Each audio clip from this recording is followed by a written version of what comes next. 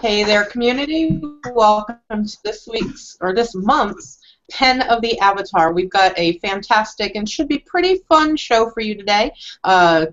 Keeping that in mind, I do want to take a moment to pass on a little bit of a disclaimer. Today's program will be a little more mature in nature than we normally go, so there may be some nudity and maybe some profanity. Just be aware to have your big boy pants on and get ready to have a lot of fun with concept art lead Stephen Daniele, me, Fire Lotus, and we may even have a guest appearance from everybody's favorite Madman Lum. So over to you, Stephen. Actually, big boy pants. Yes. Hey, community. Welcome to the October edition of Pen of the Avatar. Thank you, Gina, for the introduction. Lum. And we have two new people that have joined the studio over the last month. Both are level designers. I want to introduce Abe. Abe, step to the camera. Hello, everybody. Close. There you go. That's really close. Hey there, Abe. What's up? There we go. Works well. You see the side of my face. Welcome to Portalarian. Thank you. Thanks for having me. Tell us a little bit about yourself and what you're doing. Actually, tell them. The camera, right? So I've been in games for about 8 years, maybe. My background is more in first-person shooters, so games like Call of Duty and Halo.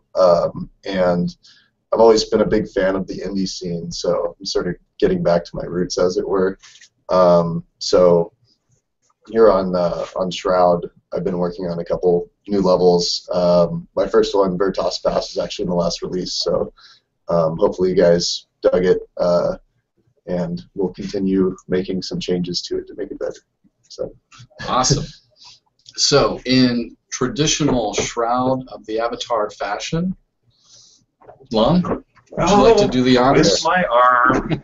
You're going to have to squeeze in, too. Yeah, sorry. You're not getting out of this. We need Artie. I don't want to get on this. Okay. So, community, today I don't want to leave. we're going to continue with character armor variations, and I've got some feedback to share that the community has shared with me. Awesome suggestions. So, you know, we are going to focus on the Obsidian order. If those of you that are familiar with Blade of the Avatar, Tracy and Richard's book, we're actually pulling some descriptions from that and going to be doing those concepts. But first, we will. Whiskey? Whiskey. Yes. We have a tradition Artie! of some sort. You're going to have to pour some more. Okay. Do we have enough? Yeah. Yeah. And there's doors closed. No, around, that's so- all right. We're broadcasting to the internet. Introduce yourself. Introduce yourself to the community. Hello, internet. Artie is That's the proper response. That's an awesome way to do it. Designer, world builder, person. level designer. So, Artie, what have you been doing lately, and what are you going to be doing at Portalarian? I've been Let's just doing polish some. Well, I did a map when I got here, and then started to do like design audits and stuff like that with the gotta get system into design this. to make sure it's all coming together. Awesome. That is what I'm doing. Still strong. You are a facilitator Yeah. of entertainment. All right. Go ahead. Gotta get in. None of us would be here without you, community. We want to say thank you. Wow, we could be like the A-team. Yeah, I know. Dun, dun, dun, dun, dun, dun, dun. We're all Dun, dun, To you, dun. community. You even got the token chick, so you're good. Wow. I don't know what we're drinking, but that stuff is good. You don't know what we're drinking? You brought it. It looked expensive, so I got it. It tastes expensive. Yeah, I'm not doing it as a shot. Steven's all about class. I look at our shelf, I see the most expensive stuff. It was going to be the Yeah, because I don't think you have chartreuse. sipping whiskey. It I was is, going to say, like, There ain't no that sipping is whiskey in like, these parts. not with this community. Or just torch Anyway, the insides. Thank you, community. As always, we continue to make more and more Shroud of the Avatar, and Abe and Artie are critical in that process. The maps that they are making are beautiful, and if you've had a chance to play them, you know that they're good. Where am I going with this? Anyway, We're the ones who make it happen. Right. They're the ones Join- that are why you had more in one zone last release. Yeah. That's right. I can tell you over the next couple of releases, there's going to be a lot of wicked stuff coming online, so you definitely want to get in early and continue to play. Get your friends and play. And it's also going to be a bit chaotic because I think by release 12, we introduced the map of Novia. Yeah. Yeah, so along with 12 or 13 December. Yeah, December. Hidden Veil, we're actually going to be running around Novia, and we'll have random encounters. We'll actually have a game there. we will. You remember when I was That's telling nice. people way back when, report fun as a bug? Mm-hmm. We're actually making fun a feature, I think, in the next Yeah. few releases. We're getting there. Awesome. And then we're going to have about 4,000 hexes. And we're going to have to Total. do them all. So, A, you need to do about 250. Yes. You need to do about 250. 4 scenes by tomorrow. Make it Scott. happen, but I need some water first. All right. Thank All you right. guys for coming in. Thank Have you. a great day. Holy shit, I feel like my throat now. That's how we get stuff done. How we roll. That is how we roll. Okay, community. Anything we want to touch on, Scott? About what? Anything happening in the world? Anything we need our community to know about? I am not talking about Gamergate Said in Life. All right. I'm still trying to figure out what really Gamergate is. You're not talking about Gamergate. And I'm not talking This about. is Gamergate Free Zone. We've introduced a couple of our new players, which is wonderful, and now I want to take a moment and talk about testicular cancer. Seems that everyone is being affected by one cancer or another, and there is a new campaign out. Hashtag feeling nuts. And as stated as part of the hashtag,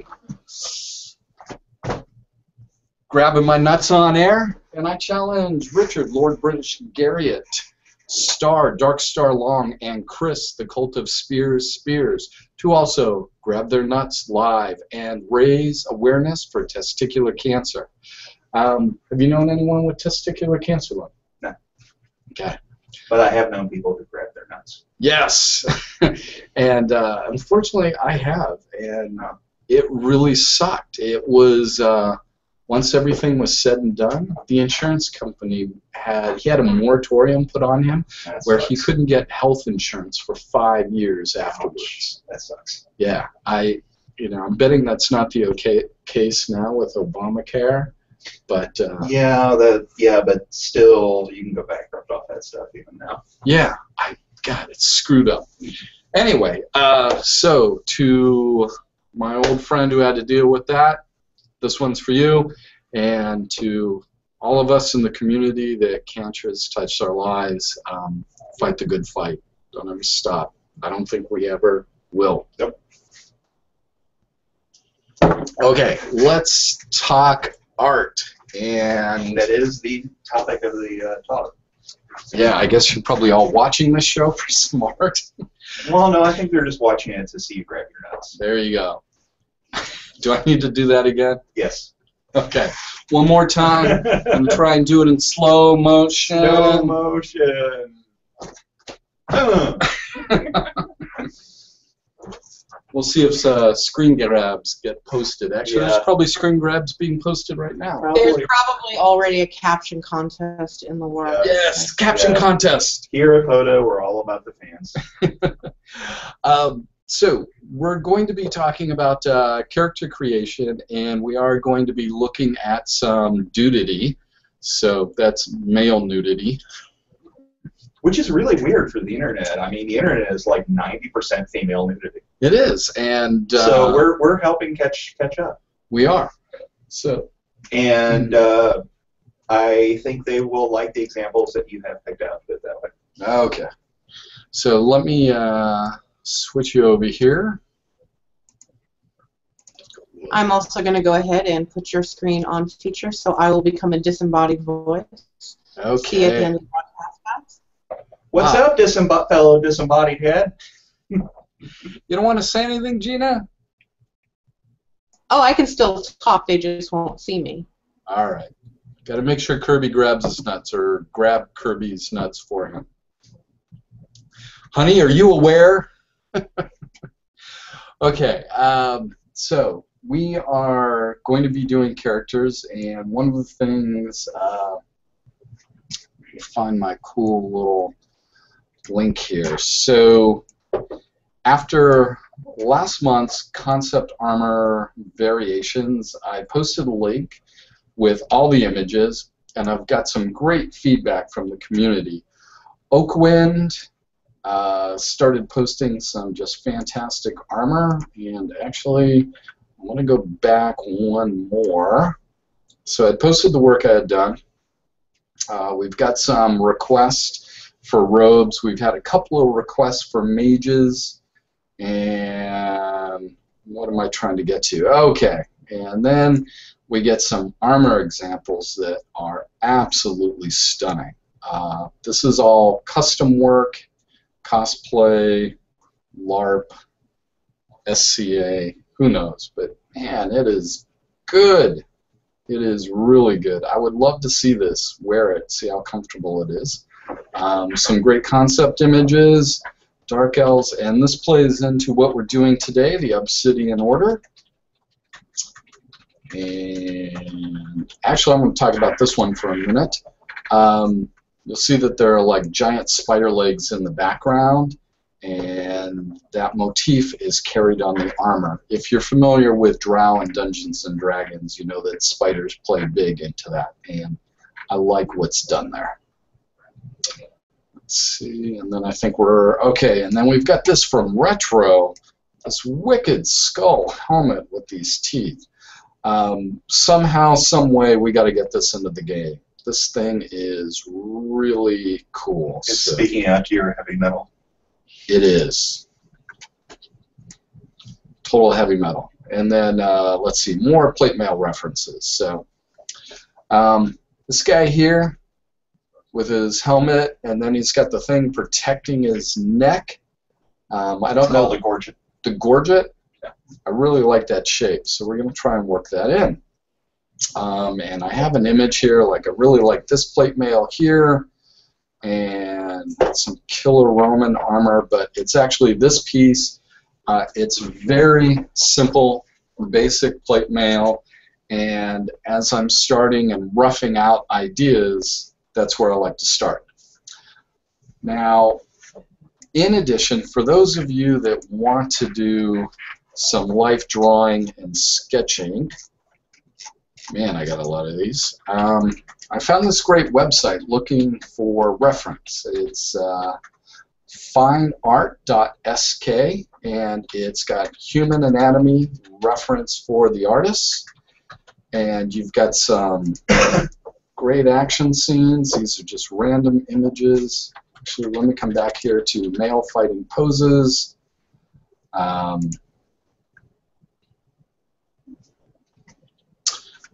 Guys with swords. Wonder if this will take me to the next one. Nope. Need a little arrow. Battle axe. Good shape. Well, it's a guy with spear. Nice shape of the legs there.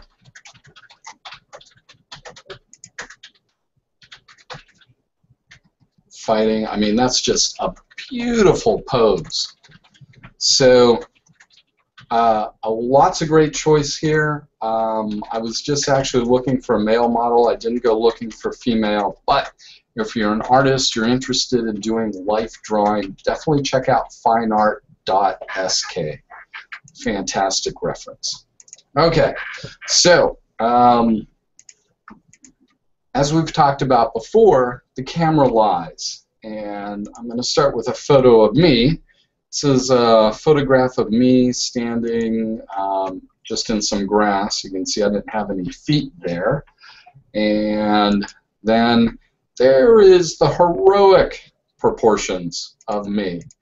And you can see some of the things I've done is extend the arms, broaden the chest. actually paint in some muscles or indicate some muscles, give myself a bit of a darker, stern look, increase the hand size, and actually extend the legs quite a bit. As you know, actually you don't know, I know, I have shorter legs and a longer torso, so proportionally, and actually I'm kind of short and stubby. So have to make adjustments. From IRC, breathe, Amber Rain, breathe. Are you okay, Amber? Hang in there. Okay. He's awfully quiet. I'm starting to get concerned. Okay, so one of the things you noticed, and I want to talk about this because this is very important for art. Whenever you're doing anatomy, just as you want to incorporate a woman's breasts and where that nipple placement is, you want to also do that for men. Where the nipple lines up is important, and also you want to indicate the genitals, and it's hard to see. I had to lighten up.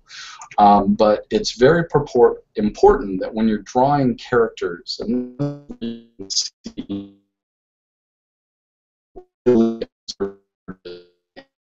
Oh, I think we lost audio for you.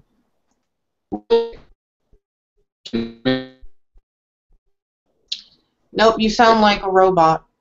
I sound like a robot. That sounds like we're losing bandwidth. Let me put out a call on hip chat. Yes. Yeah. Shut it down. Everyone shut it down. You're back now, though, so. Okay.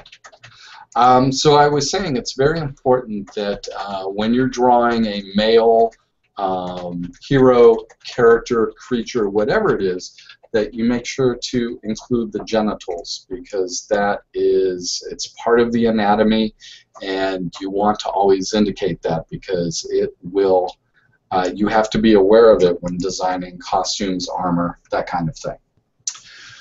Okay, let me show you my reference folder that I pulled here, and off that website I got this guy here.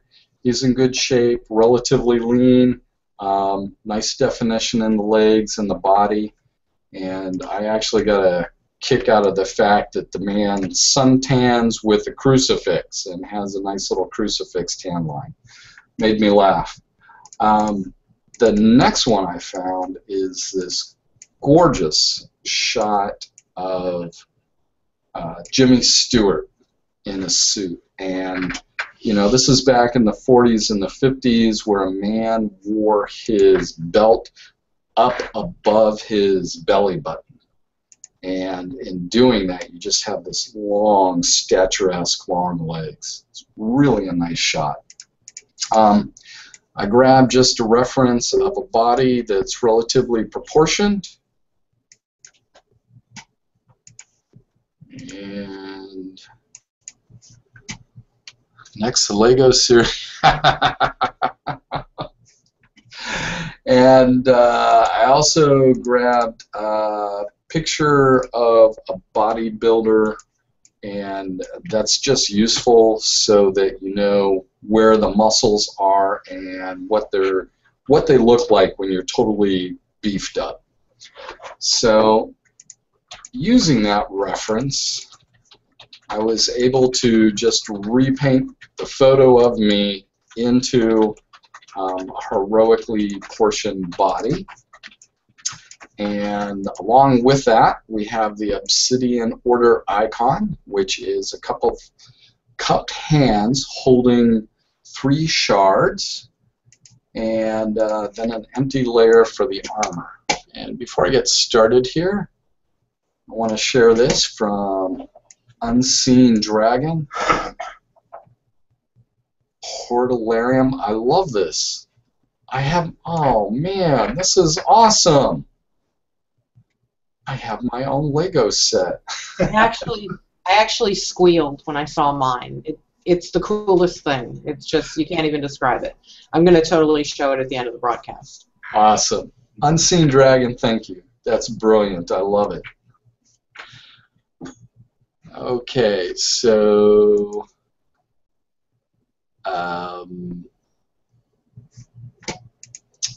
here we are. What did I do with my link with character armor? Okay, so I'm putting the character armor over here on the side so I can see what just basic plate mail looks like. And to get started here, I'm just going to use a simple round brush, and I'm going to brush in the lines. And one of the things I like about this armor is the large shoulder pieces that we've got going on here.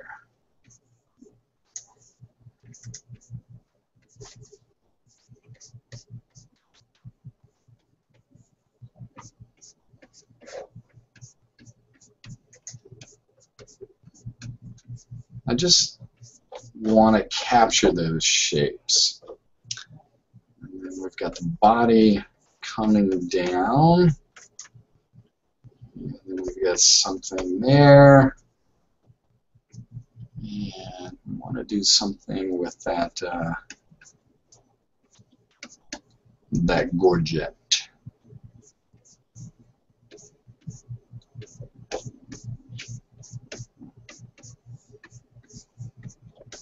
Do something along those lines. I think the character team and the animators are not going to like that, but that's okay. For right now, we're just creating a concept, so worry about those technical limitations later.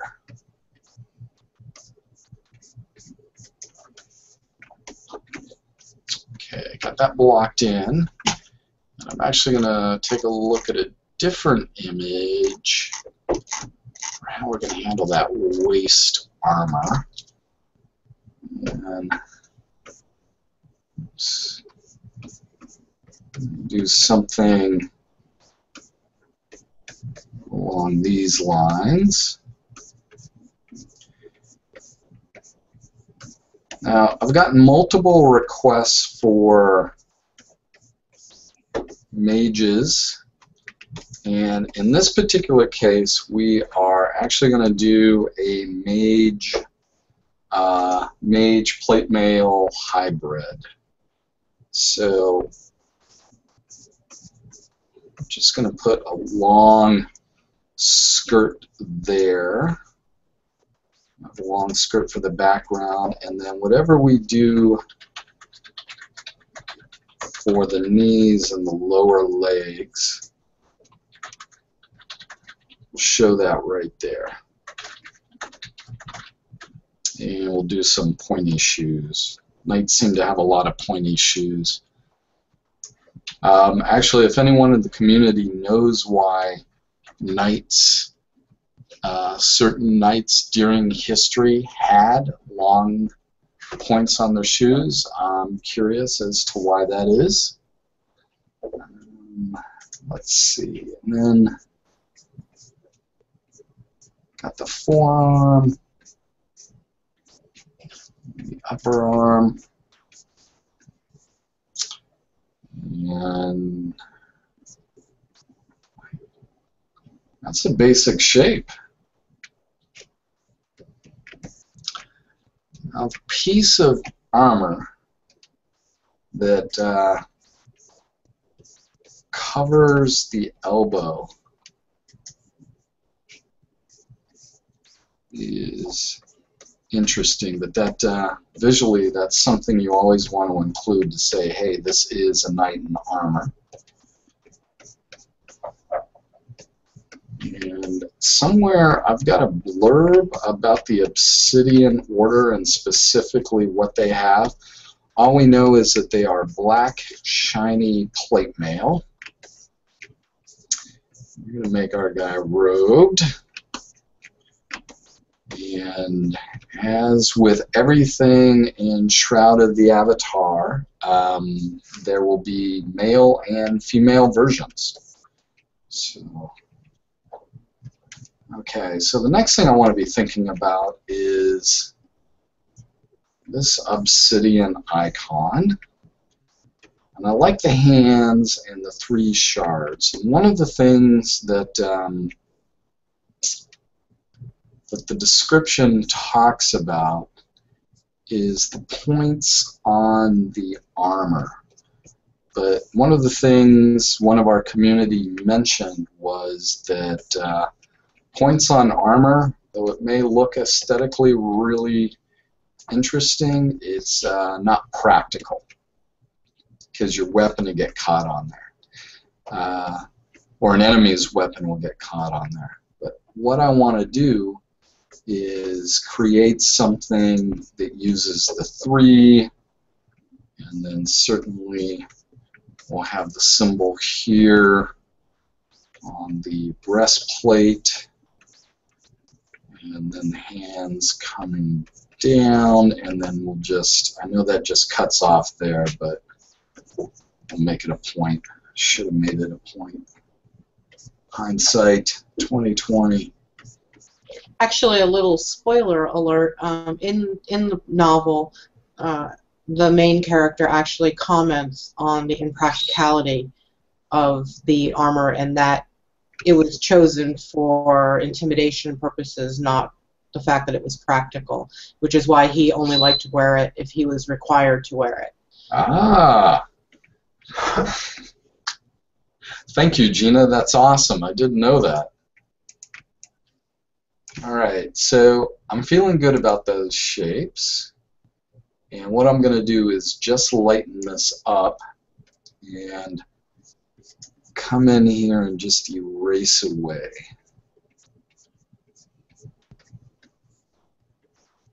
Make sure I don't get too far away from the shape.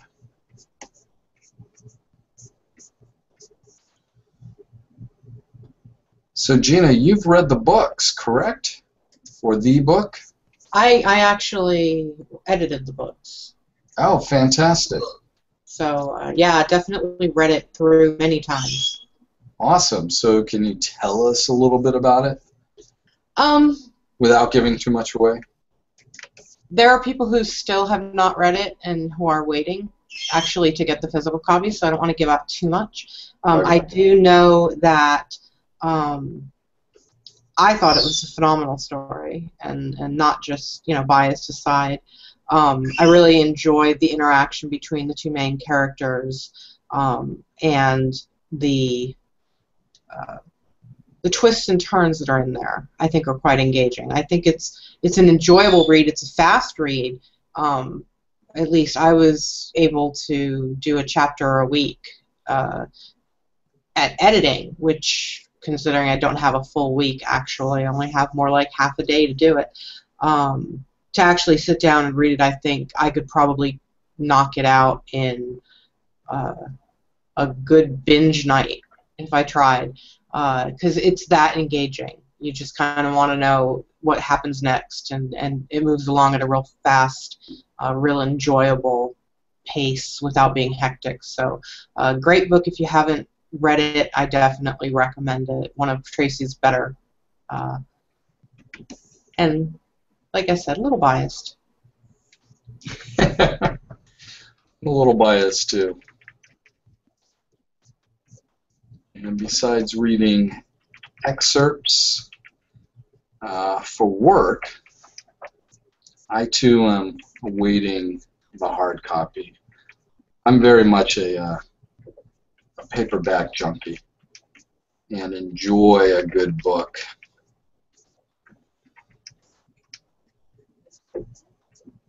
Curled up by the fire. Of course, here in Texas, it's actually laying out on the hammock.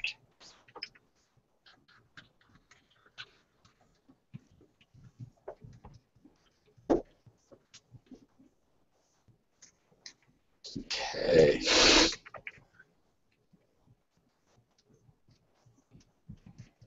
So, kind of got an interesting shape going here.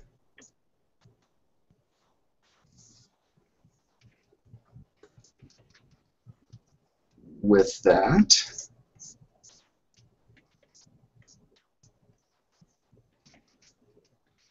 do something that's intimidating. I kind of really love the look on heroic Steven's face. Do you? Do I look heroic? I try to make myself look a little evil. It's like you dare even go up against me. That's right. How dare you? Those who dare win. Those who dare. Ah!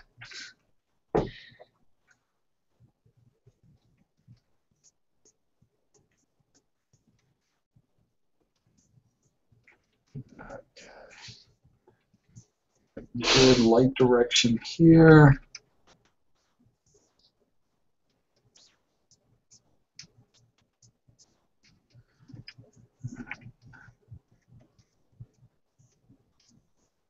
Jet is massive. I think it's pretty intimidating. So that is indeed the objective of the Obsidian Order, and we'll go with it.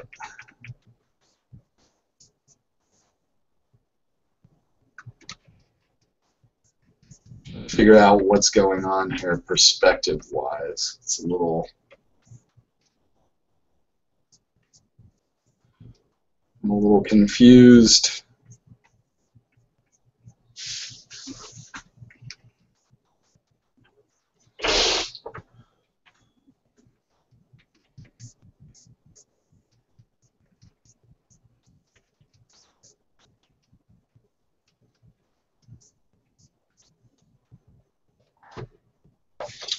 Yeah, I don't think that's going to work.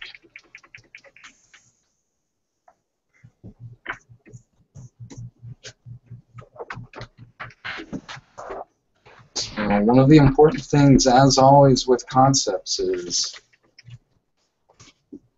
keep it loose when you start. Keep it really loose. There's always time to tighten up later.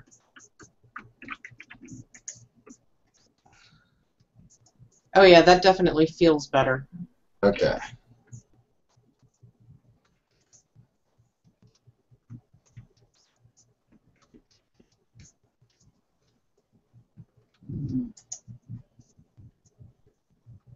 Try it that way. So how's our community doing, Gina?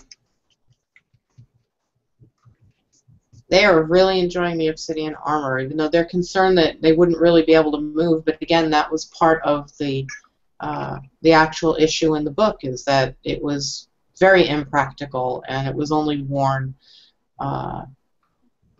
because the general felt it was important to have that appearance, and wasn't chosen because it would work on the battlefield. It was chosen because that's what one man, maybe not the best warrior, chose. So something designed for someone who wasn't going to actually be in battle with it. And I think that's important, that it was actually a piece that was not designed with battle in mind, but for show. But he made the men wear it anyway. Evil. Right. I'm not thinking this guy was the smartest general.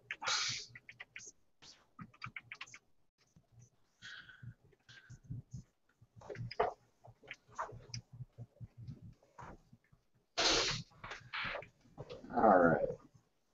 Get rid of that for the moment. I want to bring some of the body into the armor, so I want to make sure I get the chest in the right spot.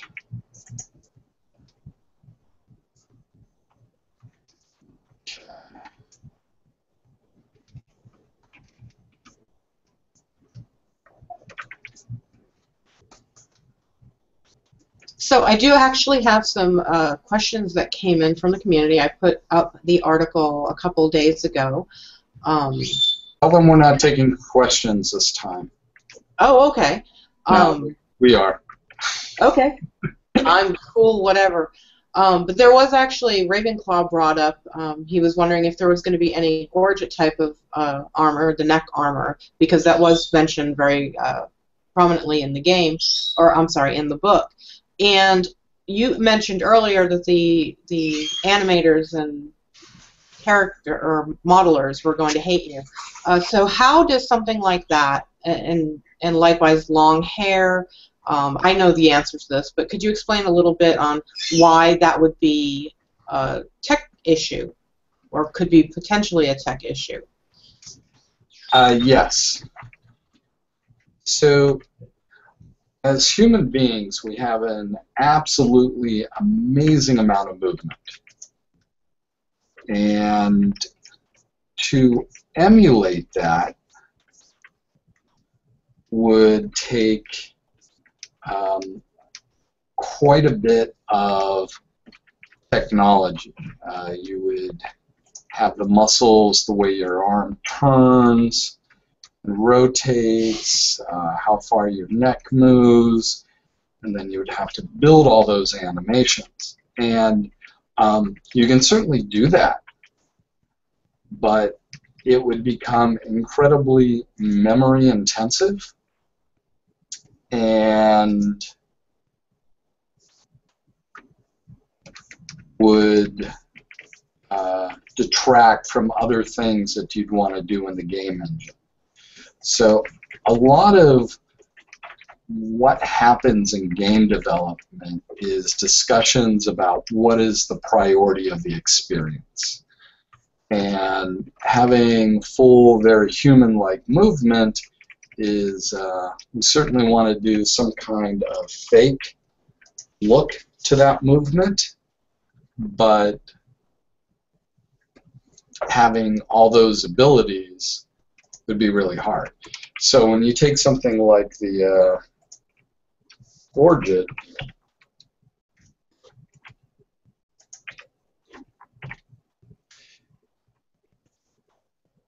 turn that off for a minute, you run into the issue of, depending on how you move and how you turn, it would be problematic. And then you would get collision, like your Gorget would be going into your head and intersecting with your armor, that kind of thing. And that never looks very good. So it's really about finding the balance between what's feasible, what's visually acceptable, and what has the flavor of the game that you're creating. No, that was kind of a long answer. Transform, flip horizontal. And a little warp.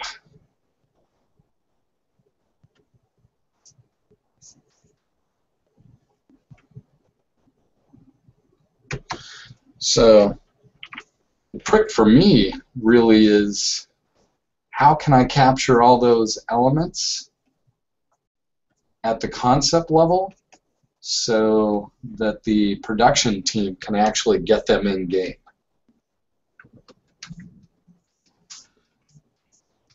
I hope that answers the question.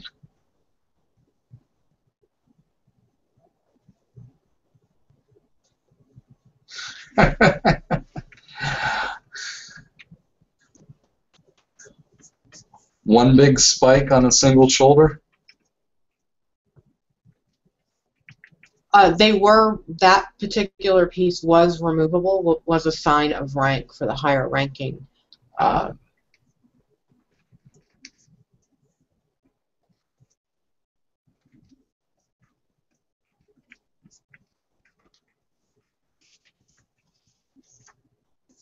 Very cool.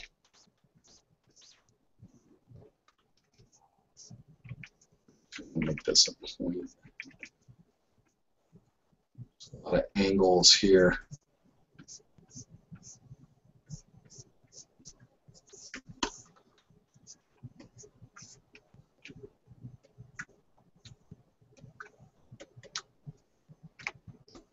Back up a bit, take a look at that.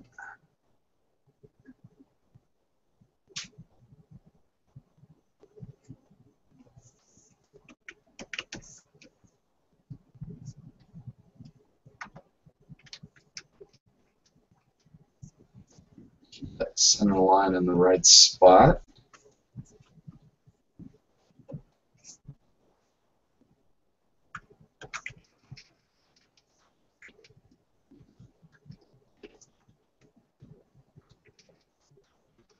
What other questions do we have from our community?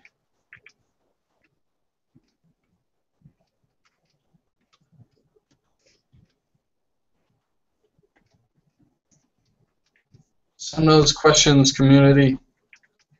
Let me know what's on your mind. Let me know what you would like to know. One of the questions that does come up quite a bit is body types, and it's a pretty common request to players wanting to play characters with different body types. Right. And what kind of challenges does that provide when it comes to designing clothing in game and things like animation? How does it affect what you do and what the production team takes from what you do? It's actually a damn good question.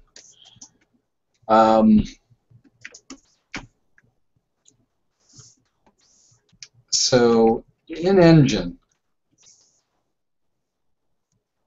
I'm trying to think, usually it's a block.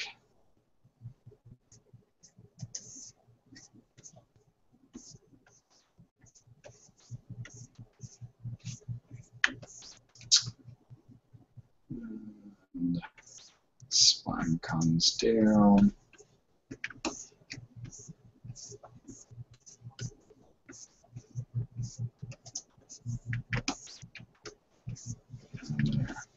So in engine, there's actually a skeleton that drives the character.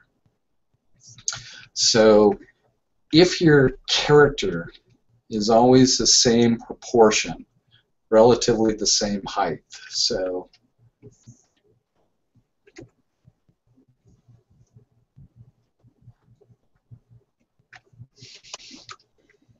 if you create, you know, let's say, oh, I want a tall person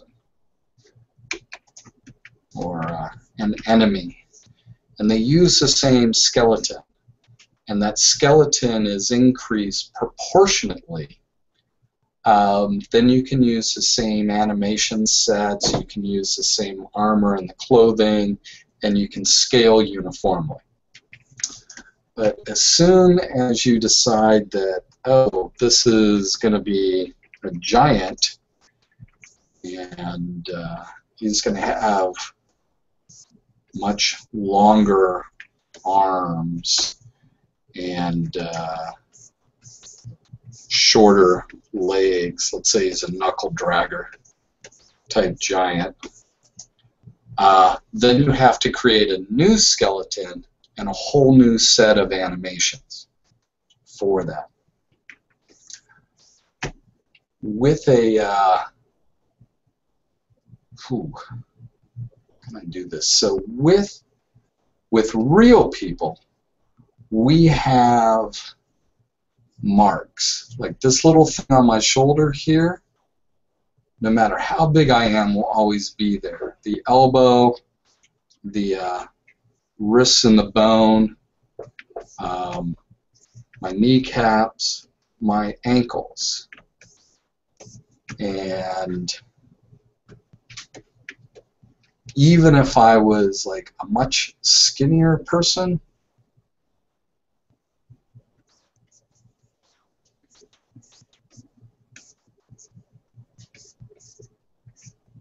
those landmarks would have to be there. And that rule applies if I was a much heavier person.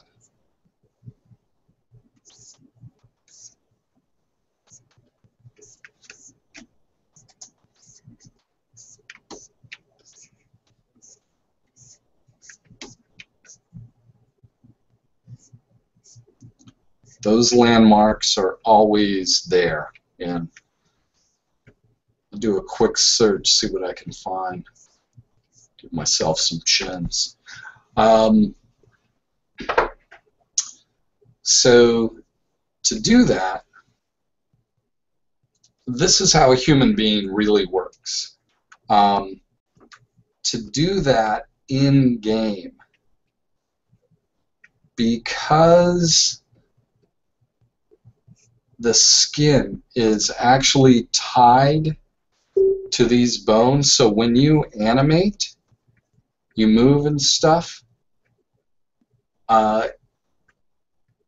it's not how human beings actually work. It's kind of a cheat, and it's focused on the outside of that geometry. So what that means is for every body type, you would have to make a costume. So I would need, like, and we'll grab orange. So if orange is my normal body type, green is my skinny body type, and pink is my big body type, I would actually have to have unique skeletons for these in-game. And then I would also have to create these costumes to fit those specific sizes. So with our game, we have male and female body. Essentially, it's a generic male and female body type that can scale small or large, but it's always proportionate. And that will be all the characters in-game. Now, we do have a couple of unique NPCs. I think the bartender. Yeah, Thomas Tavern is a big guy. He's a little rotund, yeah. Right. I don't think he has that much movement or why he works or why we can't use that body for everything else. I mean, certainly making all the costumes, but with the expense of making unique characters, I'm going to say he's probably the one and only unique character we're going to have. Just because we tried that out early on and realized, hey, we can't do this. I don't actually think he walks or anything. I think he just leans against the bar and cleans glasses. So he may not have as complex. He might just have that one animation.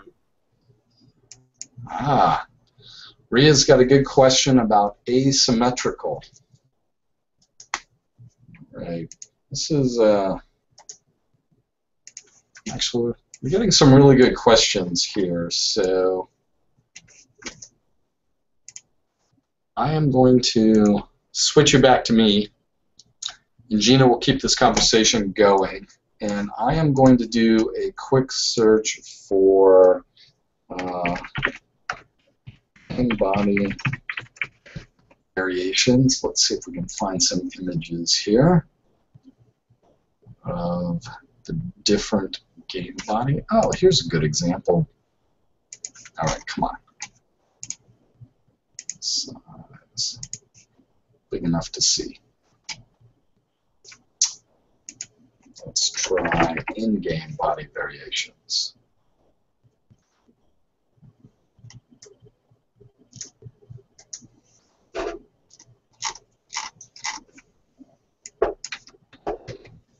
Body variations.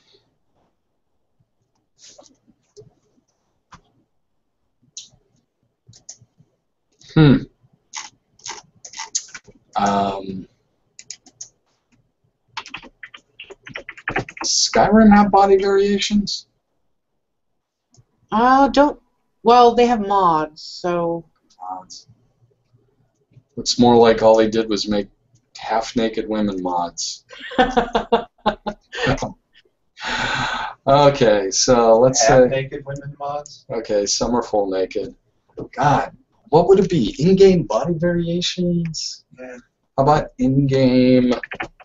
The one that comes to mind that I can think of is For Skyrim, what you can do is mod the actual body type model so that you mod out the entire model.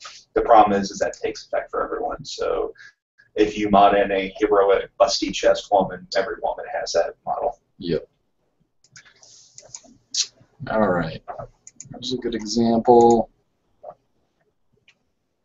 Oh, here's an awesome example with real people. Yay! Okay. Let's see if we can find a female one. What's TS4?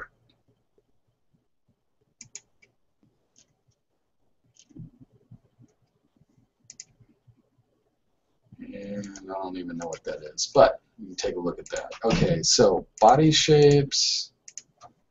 I think we can just get rid of this one. And the other question, so let's say game texture layout. Champions Online has a lot of customization for the size and shape of the body. Okay.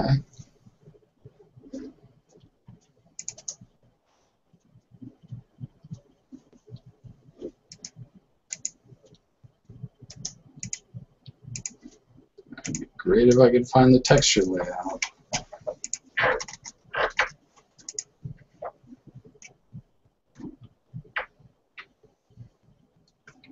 Artist.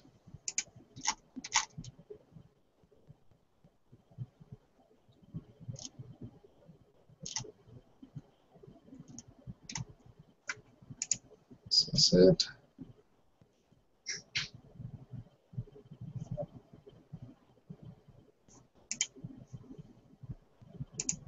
No.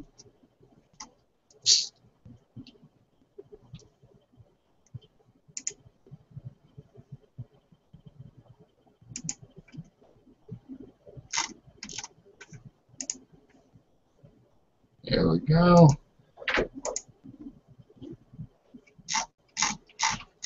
We'll just try.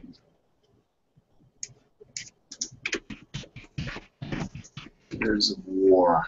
I'm not giving a texture layout. Okay. So this is going to be a little hard to see, but this will help explain a few things. All right, so the first one is we're talking about body variations.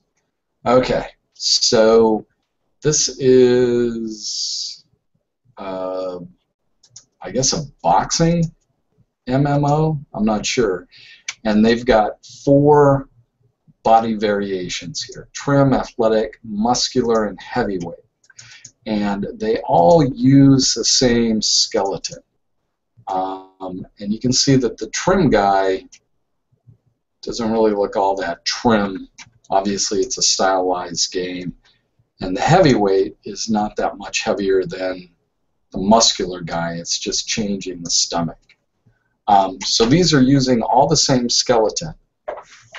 But to create something like this, you would have to create 4 unique costumes for the body type. So for every costume we have, you'd have to create 4 variations for a body type, or 8 variations because you'd have male and female body types. So think about everything in the game multiplied by 8, time and money. Here's a great example of different body types, and you can see the different, because of the different sizes, the different skeletons. So Alonzo Mourning has a much longer skeleton than Brandon Slay here.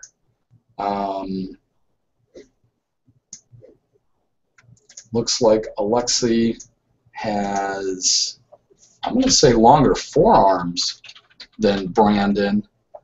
Alonzo and Lisa definitely have the longest, and then Rulon Gardner here, big and heavy. Isn't Rulon Gardner like one of the best wrestlers in the world, if not the best? Anyway, that'll give you an idea of body shapes. Here's another example from, I don't know what game, but all the different body sizes. So you've got dwarf, elf, human, and I'm guessing orc or troll or something. But each one of these would be a unique skeleton just with these variations. And then on top of it, if you had different body sizes, it would just increase exponentially. Okay, so to Ria's question about asymmetry.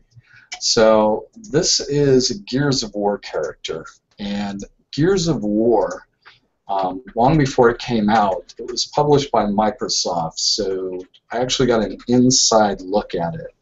And they started doing a few things that no other games were doing. One was that they were mirroring the normals, and two, because a character object is always moving, they use the same space. So if you look at the back of the legs here, from the knee down, this is actually just using the same texture. And it's totally hard to see here. I don't know where it is, but one of these pieces would just be both lower legs. And you'll see that they've got some asymmetry here on the leg, on the thighs, so they're different. But then once you get up into the torso, again, it's mirrored.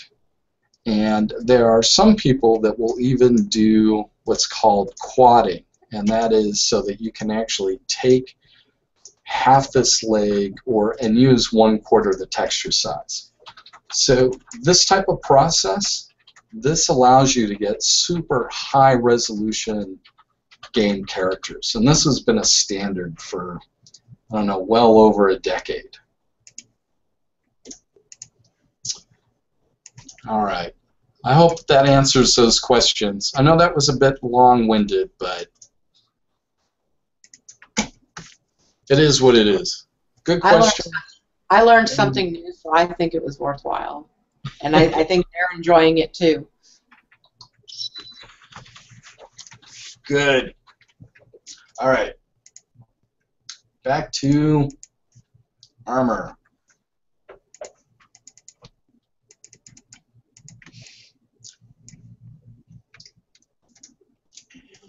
And painting.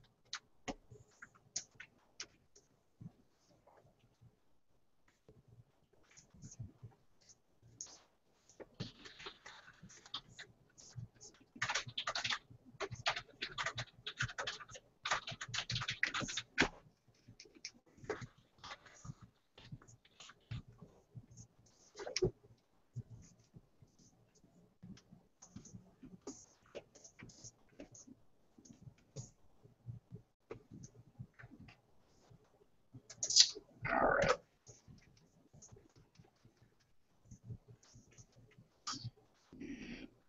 We'll just take this logo.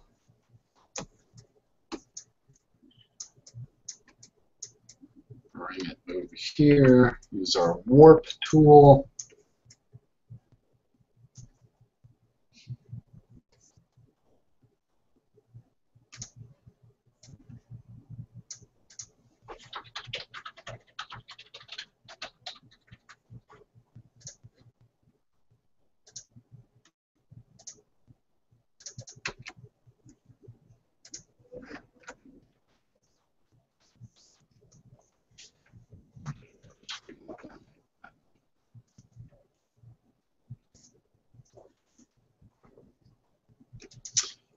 Wonder if this should be smaller, not so big.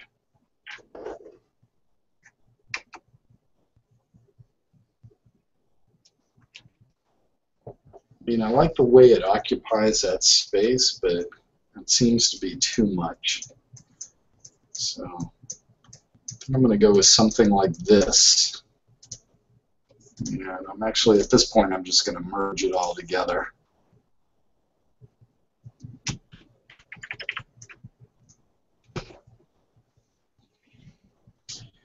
And bring in some of those design elements.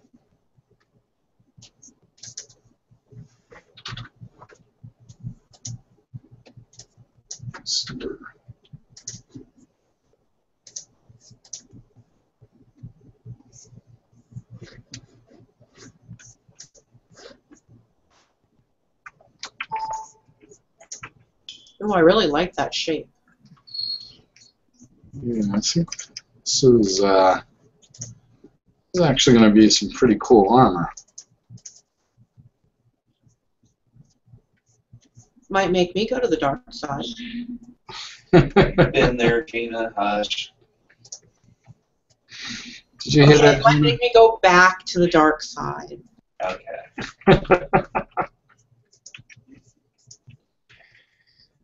Isn't there a song about hanging on the dark side? The 80s. In the 80s. They have cookies.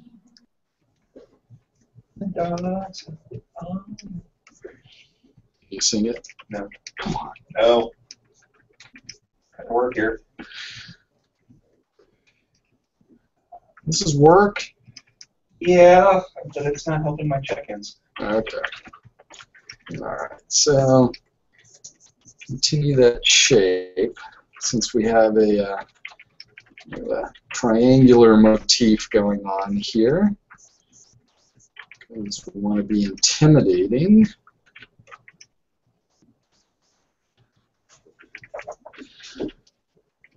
Keep that up. So Rhea has another question.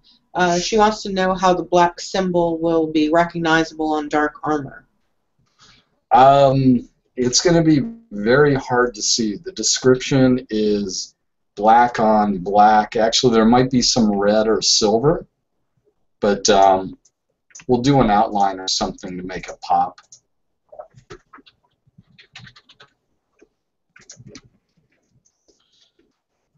It was a good question. Painting things that are black always have a bit of a challenge.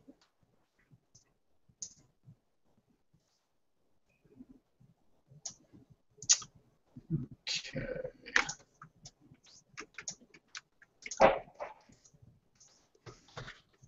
Good about that.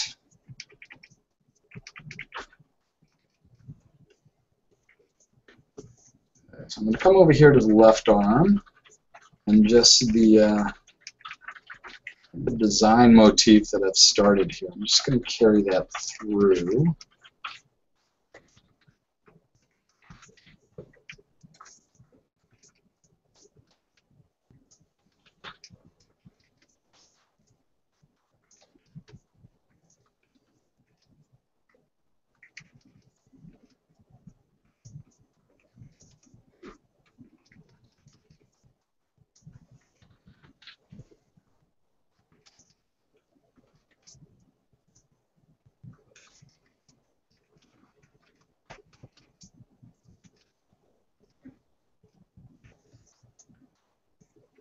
And taking a look at the armor reference, which I seem to keep losing. There we go.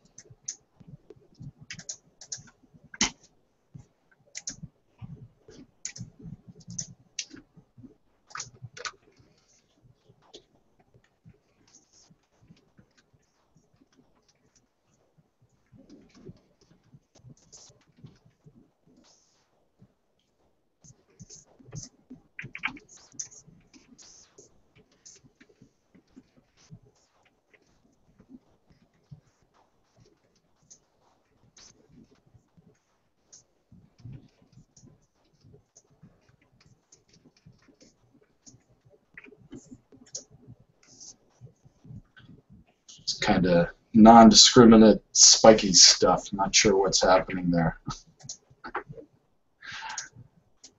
So I'm just going to lighten this up again.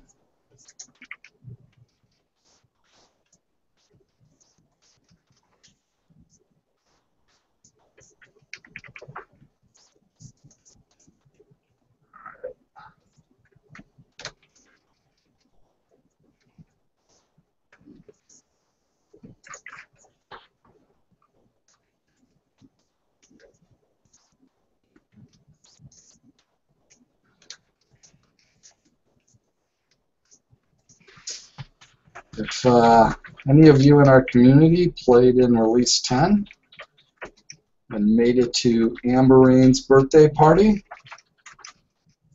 it was a good time. Hot It was a tub, great time. drinking, dancing. I was a little sad that I didn't get a chance to hop in the hot tub and be part of that. It's just hard to juggle when you're DJing and all that fun stuff. I didn't have time to take my clothes off and wander over there. I didn't know how to sit in the game.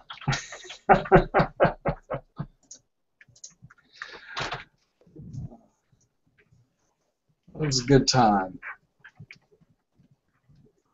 I am in awe of all the creative and inventiveness that comes from our community. That banquet was just stunning. It was just beautiful, and they did such a nice job. That was Port Phoenix, and we actually have lost him. Wrath Phoenix, who is the head of Port Phoenix, in chat today.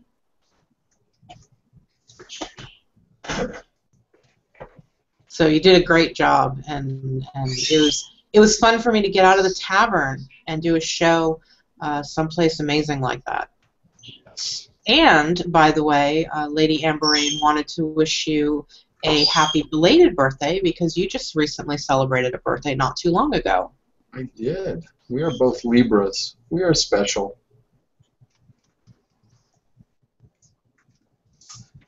So do you find that you're very judgmental? Yes, my intuition is crap, but my judgment, what am I thinking of? Myers-Briggs? Yes, I have very strong judgment. Not very good intuition.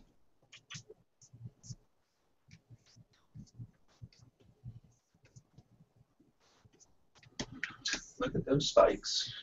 Lots of happy birthdays on chats. Some requests, they want me to sing happy birthday to you, but see, the present is really me not singing. Happy birthday to you. There we go. Happy birthday to you. Happy birthday, dear whoever you are. Happy birthday to... I'm lost. Is he doing the Marilyn Monroe pouty lip too? No. Was that appropriate? It was beautiful. It was so Absolutely. perfect. I appreciate it.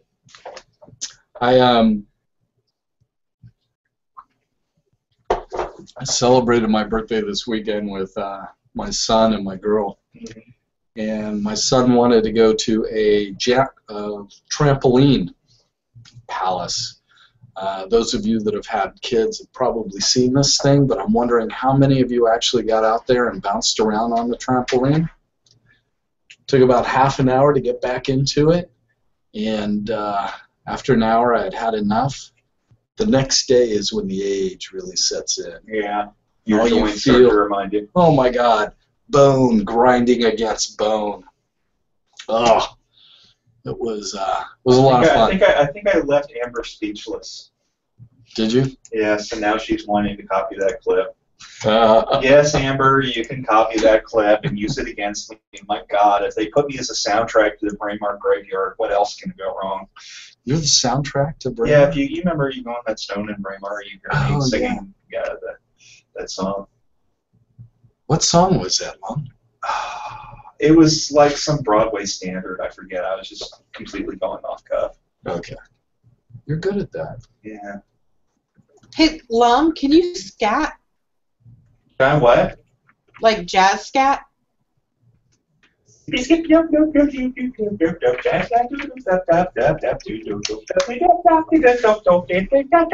don't know why you asked me that question.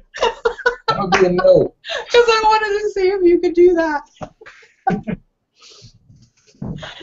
That's like a present for me. Thank you, Lum. Okay. I'm all about value today, apparently. You are very special. Okay, what are we doing for the waist here? So this armor is going to have to be set up the same way the dress is set up. And then that way we can just do like some kind of long skirt, intimidating skirt. Does that sound? Hey, everyone knows that wearing a skirt in a battle is intimidating. I mean, look at the barbarians, the Scots. I mean, That's why. It's because they didn't done pants yet. Pants are overrated anyway. makes it easier to feel nuts. Feel those nuts. Feeling it.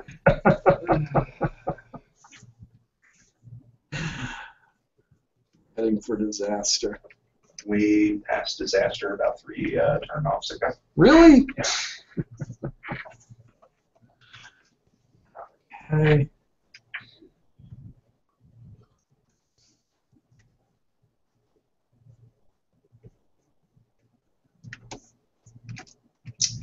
Sure, and always save your work. That's important.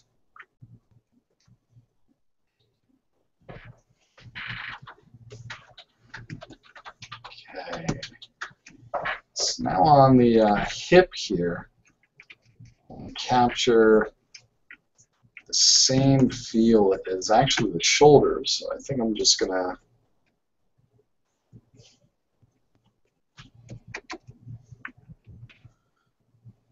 copy this guy and let's see what we can bring in here.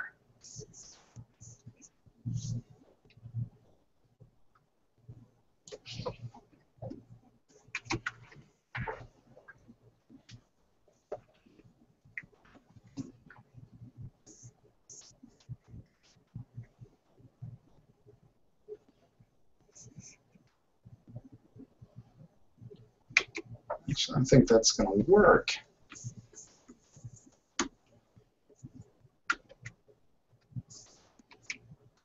Just merge that down.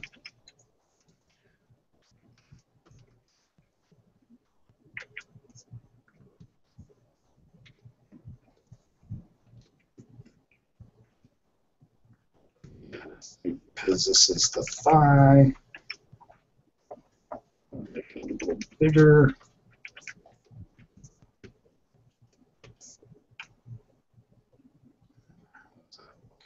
Wow. It's like crazy big on the hip there, so we have to bring this over a bit.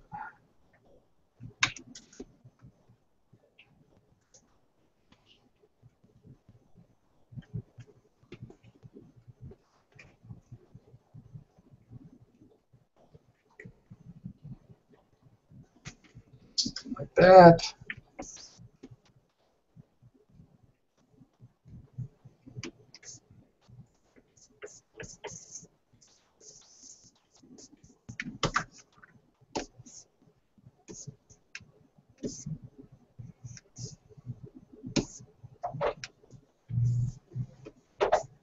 All right.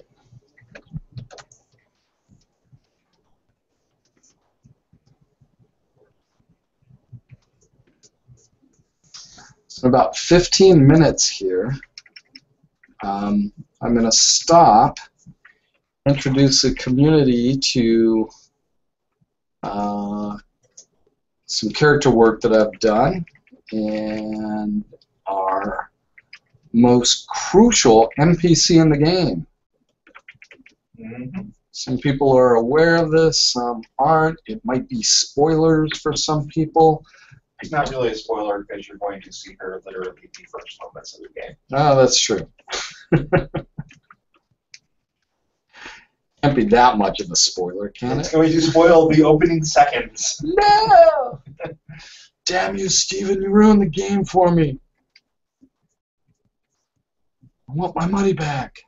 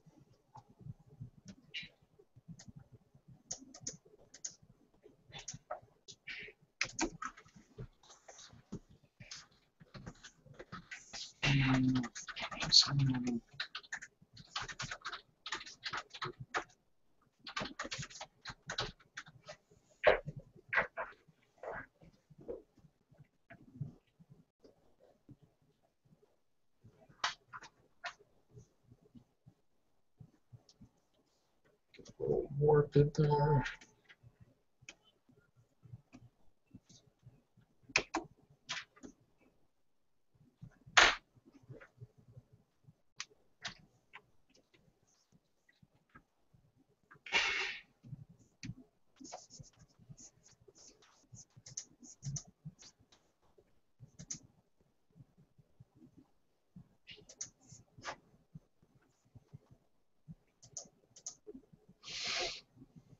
Uh-oh, I think I just dropped out of chat. Uh-oh.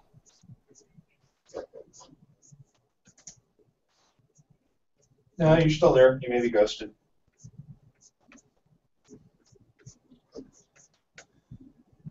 Oh, I'm not really there. I can't post. What do you need me to say? Or you can just talk since they're watching it. Yes, community, this is how we make important decisions. Yes.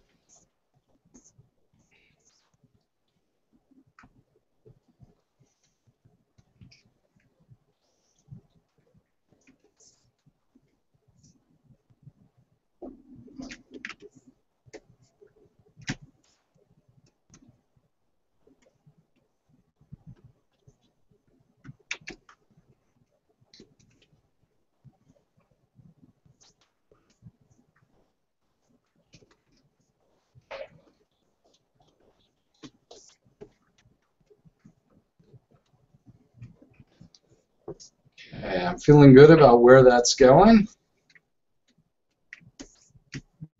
Let's see what we can do about this courgette.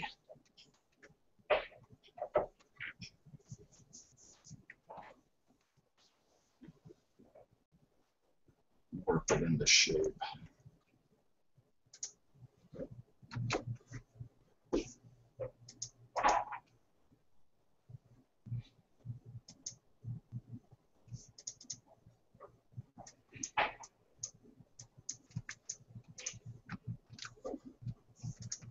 It always blows my mind when you do that. Cut and paste. No, when you warp it like that to make it fit. Just Yes. Well, warp is an amazing tool. I was surprised to learn how many people didn't know about it, myself included.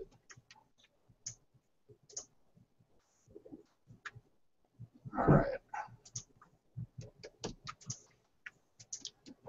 It still looks like I'm trying to look over it. So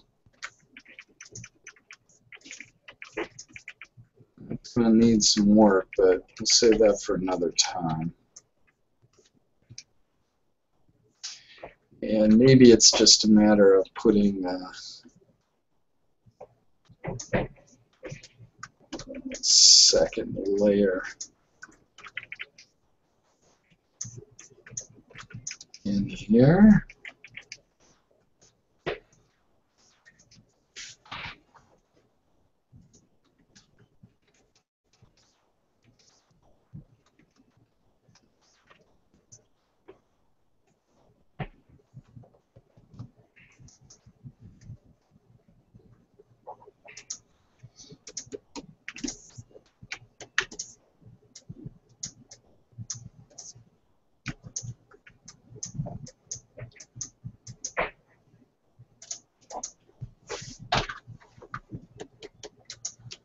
That'll work for now. Let's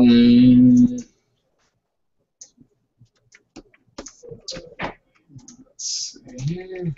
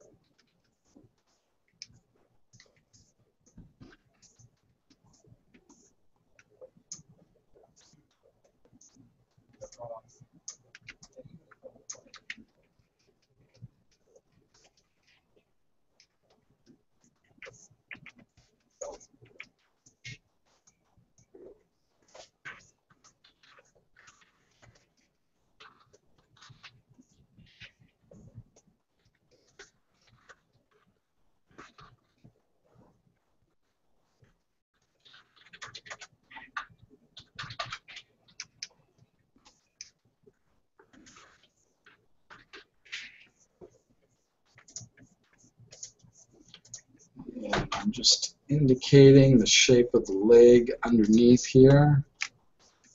So I don't want to lose those.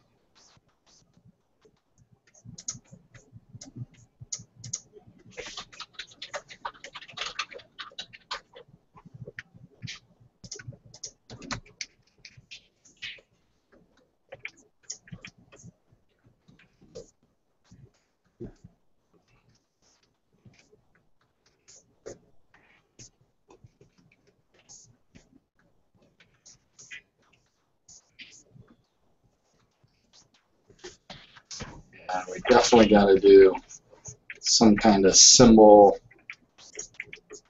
for the knee pads.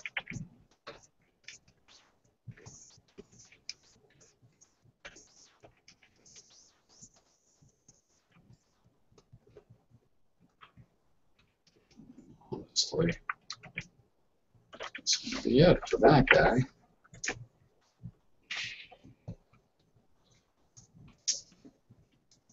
All right, we are off to a great start, community. I love it.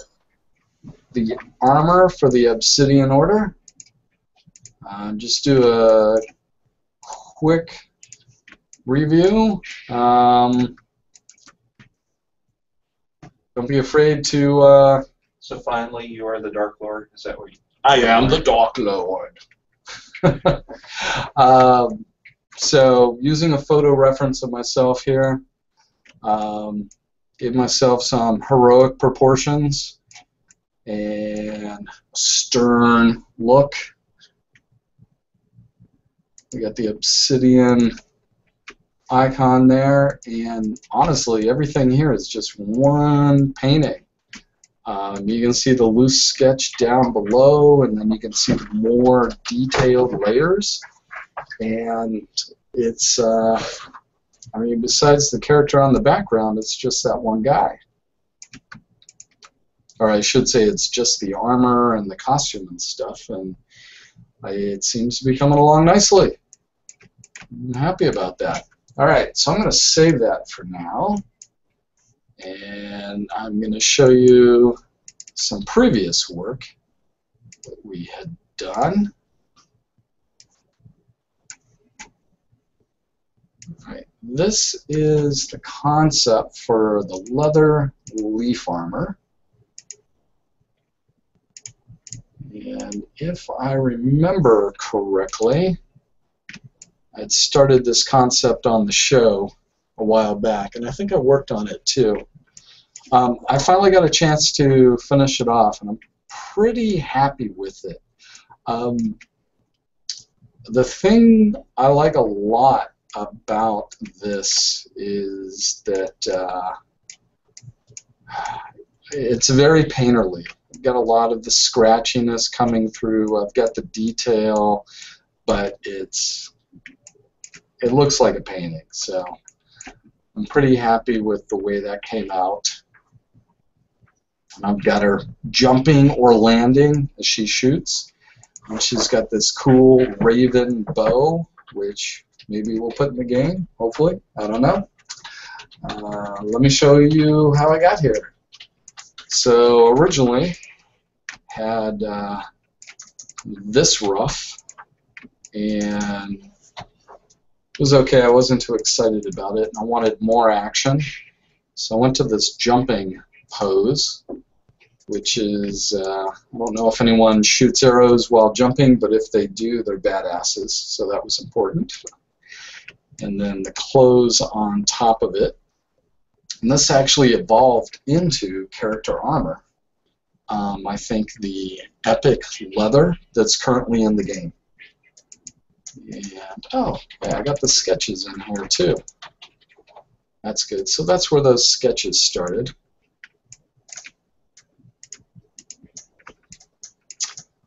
Background paint,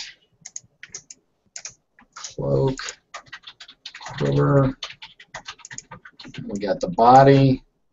Now the body that you see here, essentially everything on that is just a straight painting, building up the same way that I'm doing the Obsidian armor painting. Throwing a strap, got an arrow, got that hip armor, and throw in the bow, and a color pass. And color has a few things going on here. So the first one is, if you want to give your image some just texture and noise, and I like a lot of texture and noise. This is just a picture of rust somewhere off the internet. A lot of it's erased away. And I've got that set on overlay about 15%. And all it's really doing when you get in here and look at it is creating cool and warm patterns to the background, which gives the image a nice vibrancy. Throw some levels on top of that, and the reason I have to throw a lot of levels on that is because I'm building up a lot of overlays and multiply. So this is just a gradient tint, and then this is a cool tint up above. And these areas in here where you have the cool and hints of green and the purple and the orange and the red, I mean, arguably there's almost a rainbow worth of colors here just in the background, but you don't notice it. It adds a level of vibrancy to your image. And then the color. Now the color here, literally for the most part, is just solid color fills, because I let the underpainting do the majority of the work. And then I will paint on top of that. You can see with the painting here, I went in there and I put the reflective light, the transparency you get with flesh. You almost get this cad scarlet glow when light is shining near your skin. So I probably got a little carried away, but I don't care. I like it. And then the infamous hot pass. That's right. This is just a little bit of color dodge in specific locations. You want to keep those colors saturated, and you get some just beautiful pop there. You get that pink glow on her cheeks and her nose, some glow underneath her chin. And then the final hotter pass, it's 54. You can see what that does at 100%, but just duck it back a bit. And voila! Splash image concept of the leather leaf armor archer that was started literally a year ago. So once I've created the concept, next thing I've got to do is create the ortho. And just show you this. And essentially this is the template that the oh no!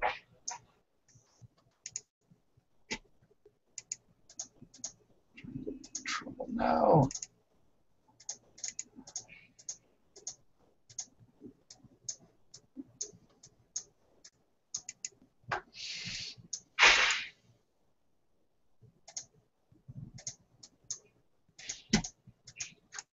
Alright, looks like a few people are having bandwidth issues, bandwidths.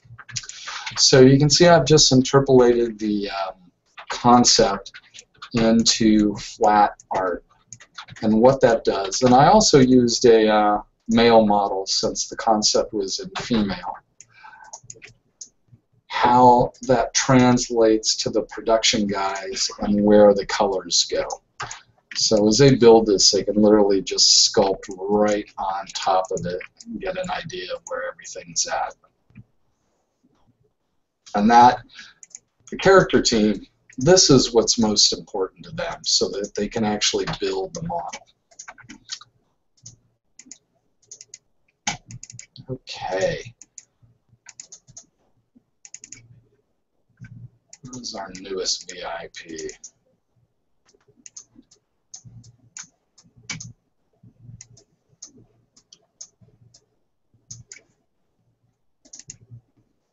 All right, our newest VIP is... I love that. Thank you. Who is Arabella? Well, she is this beautiful blonde woman with bright blue eyes.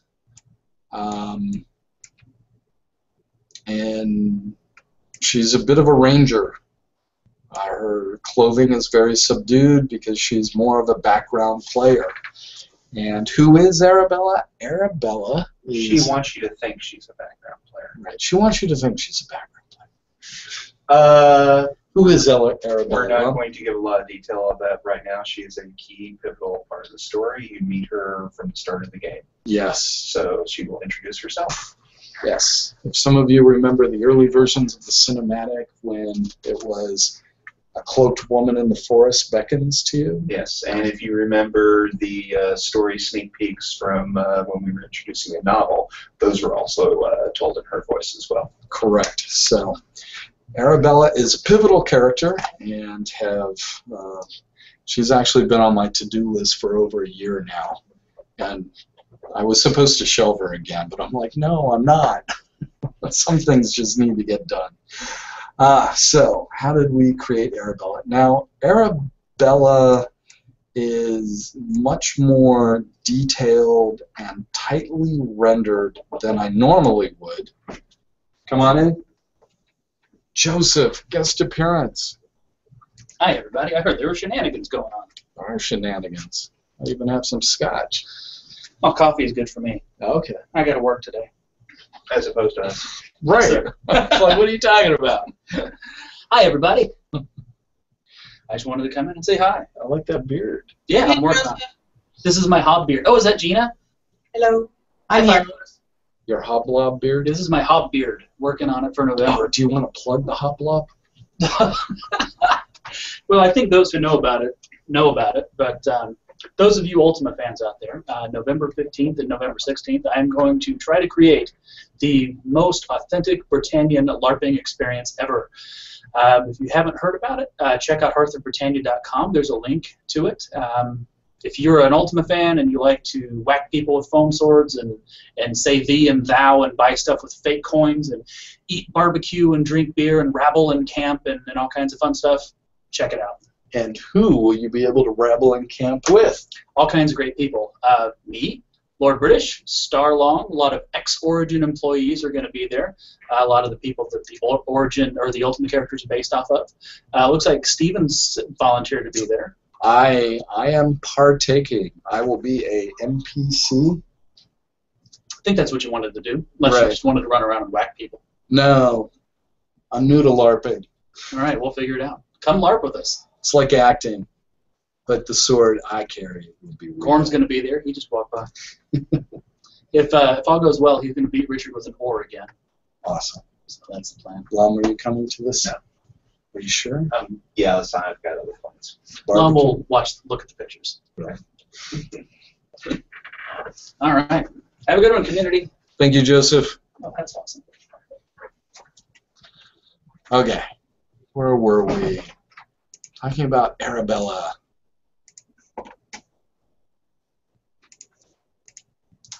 Okay, so how do we create Arabella? As I was saying, she is much more tightly rendered than I prefer. And we have some reference, and then, okay. Is that it? Yep, I think that's the right face. So, actually used Mel, our animator, to pose for this. I don't know if this one still looks like Mel. There we go. That's Mel. And let's see, we have armor. What's next? And we have this crazy design. Oh my gosh. This design, where are we? Trunk, branches, and details. So I created this first as flat art and then used it on this costume. It actually took a bit. So we got that design worked out. Scale, armor, belt with the Celtic belt buckle, and the hood. Let's see, I think all of that just becomes the space. Yep, that's it exactly. So, community, this is actually going to be a costume available. This will be a set of clothing that you can wear. I know I'm excited. Try and hold back your excitement, Mom. Yay! Sorry, I'm not much for wearing female armor and clothes. Yeah. It's gonna be male armor. Do we have cloak technology coming? I know we have the cape, but I We keep really going would. back and forth. I mean, I remember one of the best stagers that we made that role players happy with in Dark Age Camelot was Slash Hood, where you could literally Put your hood. raise your hood. Yeah. Hell yeah, no. But yeah, I don't know how or if we can do that. So. Community, I want you to know I am lobbying for hoods. That's something, I don't know, from the get-go. I thought that was a given. How can you make a medieval fantasy game without a hood? Plenty of people do. Wrong! All right, so I've adjusted the levels again because of the process that I'm using with the overlay. So laying stuff on there will just bring the detail out. Let's see. We got a color for the skin, cloak, the leather, the scale, the shirt. I don't know why I put all that in feet, and then I've got like some leather textures and a hot pass, and then a crazy hot pass. Probably got a little carried away there. So one of the reasons, like in this particular case, that I've got the different color tones called out is so that we can change things up. And I'm going to try and create, like my first pass on this was kind of a peacock-inspired armor that I thought was really cool, but no one else seemed to like it. I don't know why.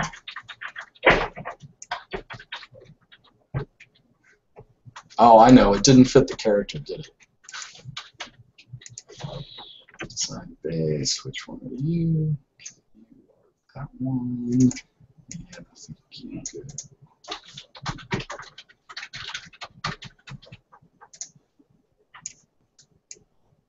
That down a bit.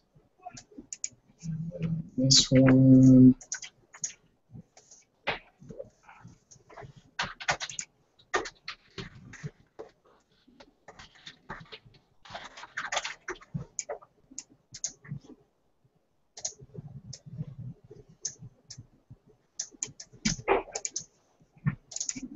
Scale is a little more golden.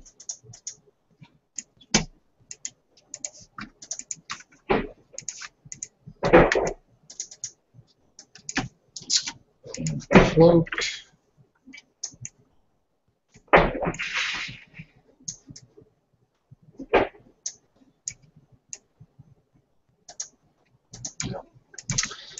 There we go. So if you would like to play as a peacock in Shroud of the Avatar, I believe we have colorization coming in for the armor in the next couple of releases. Is that correct? Did I see that? Yeah, it's coming. That's on my Q4 schedule. Yeah, it's somewhere in there. So you'll be able to adjust the colors of your costume, which I think will be really cool.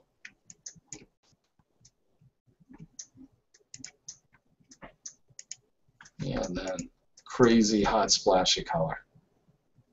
So I thought that was kind of neat. A little too much for this character, but all is good.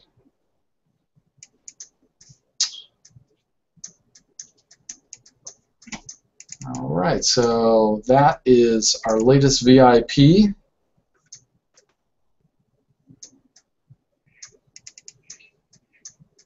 And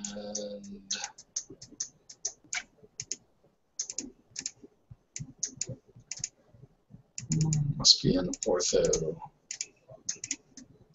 There we go.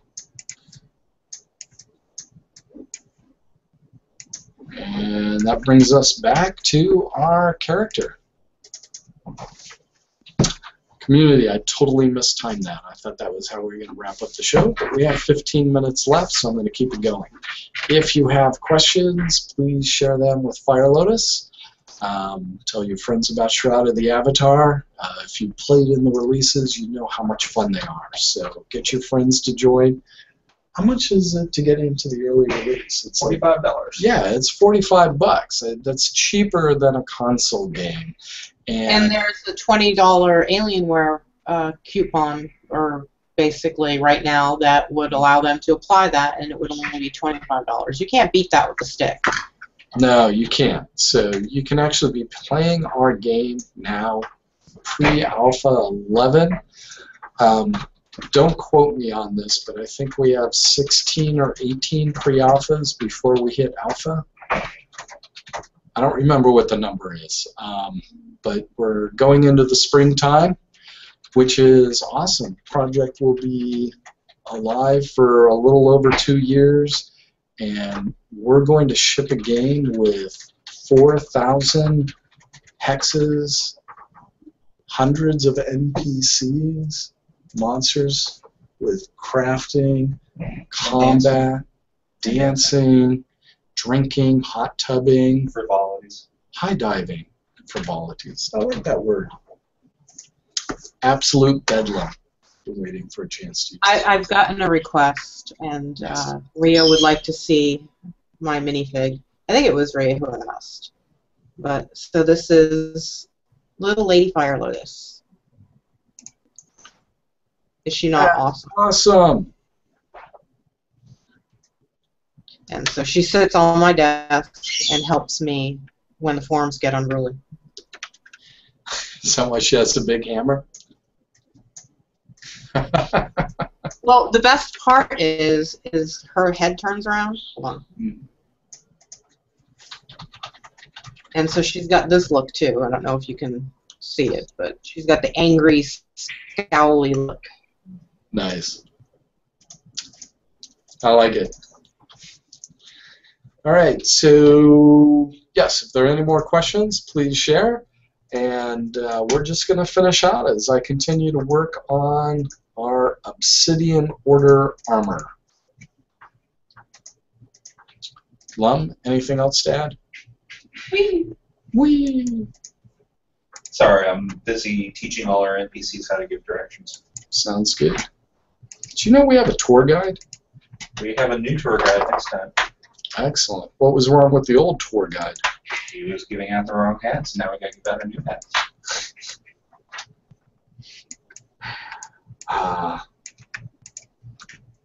Things we have to deal with.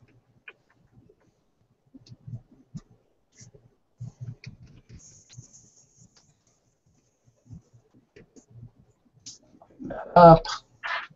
Maybe copy the Obsidian icon here.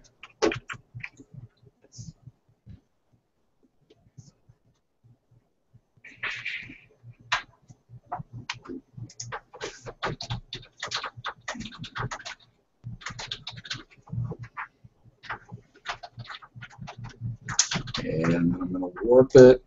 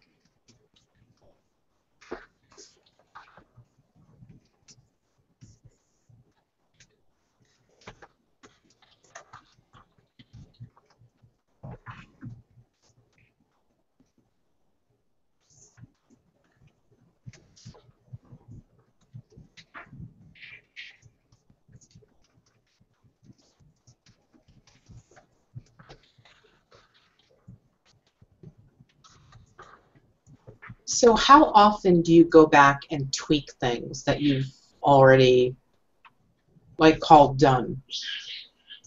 I learned a very painful lesson about that. I try not to do it very much. Certainly the digital age is the game changer for tweaking things. I once ruined a painting because I wasn't happy with the sky, and I had sold it to this wonderful artist, and she was like, I want it. And I'm like, well, just let me fix the sky. And then I ruined the painting.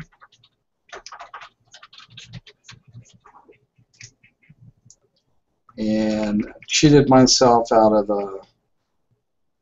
a very good payday.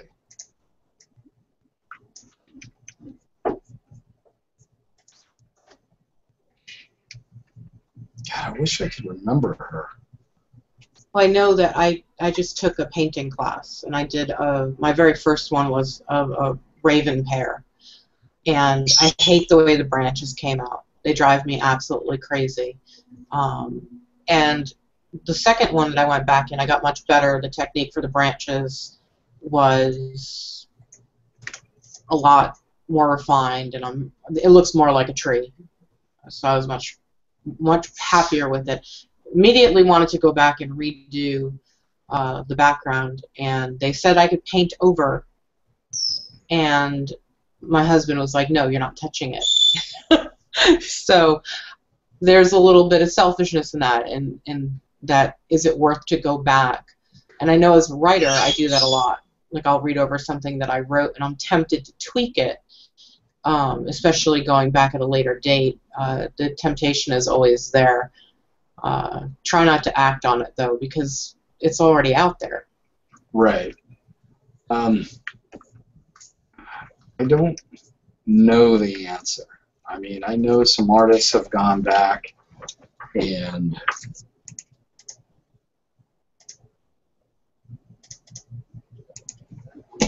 have created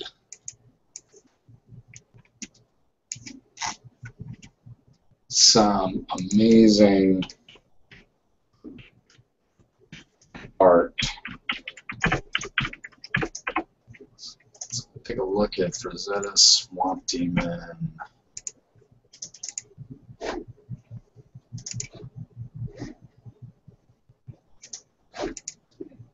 All right, this image here, this is Frank Frazetta's Swamp Demon, somewhere around in the 60s. And he went back and he repainted it to that. Actually, I just saw this painting here, South by Southwest.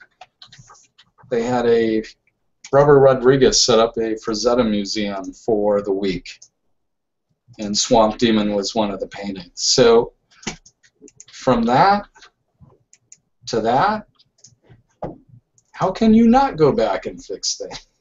Yeah. Let's see. There's another one. Oh, not the Destroyer. Oh, no, I'm trying to remember. Which one is it? Oh, Sacrifice. Sacrifice.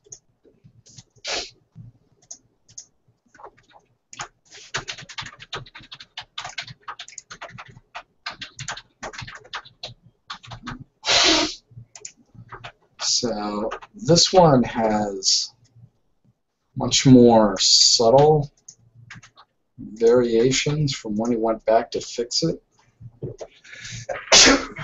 Bless you. Let's try it early.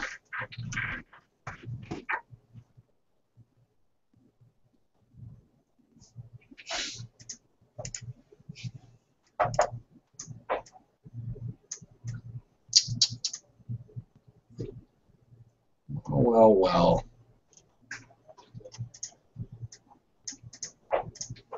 I see your back tattoo in there somewhere. Yes. I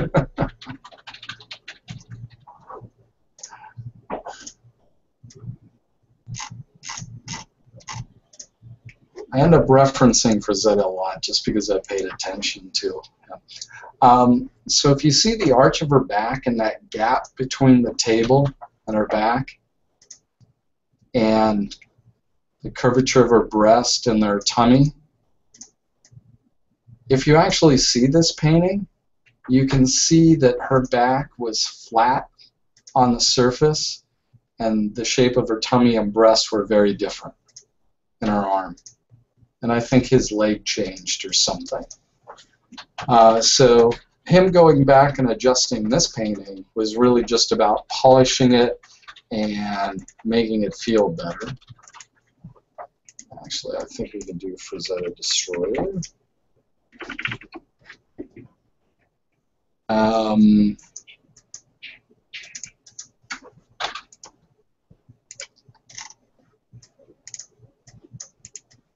So this is Frazetta's original Destroyer painting, and this is what you'll see on the book covers.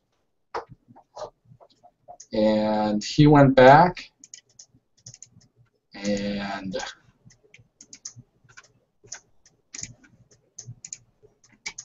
changed it to that.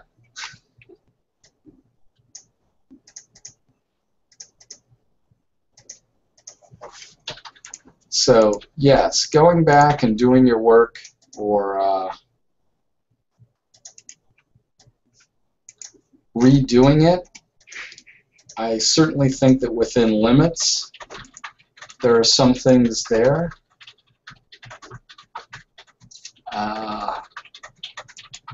Let me show you some things. Art.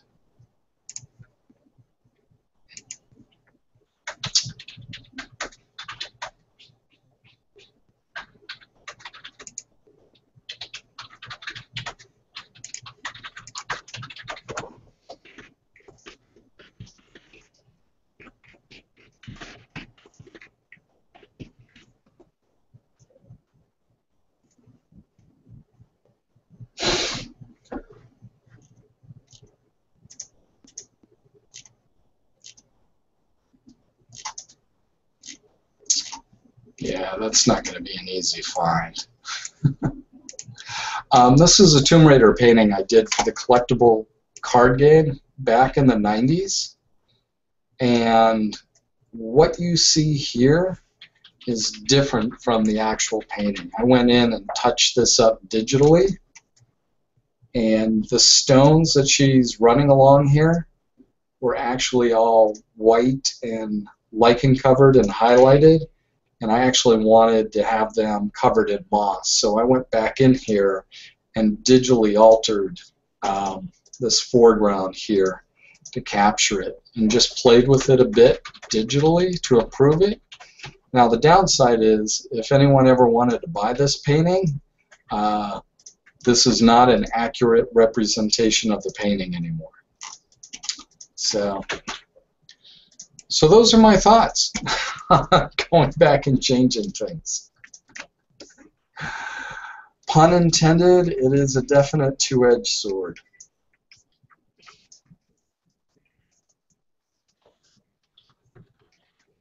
Like that one?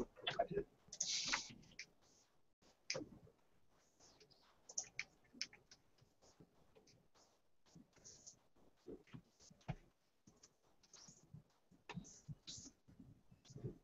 It would seem Amber Rain has your card collection favorited.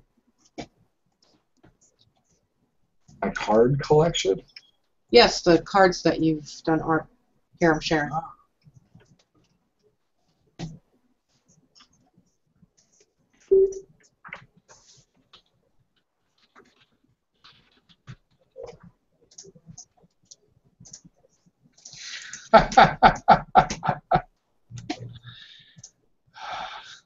Wow.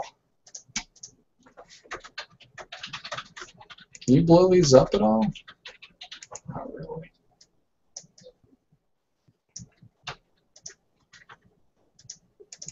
All right. For aspiring artists, This is a little hard to see, but that's actually me back in the 90s. So don't give up. I want to what I'm doing now. This was one of my favorites. I love bugs. Oh, this was fun. Forgot about that. Another one of my favorites.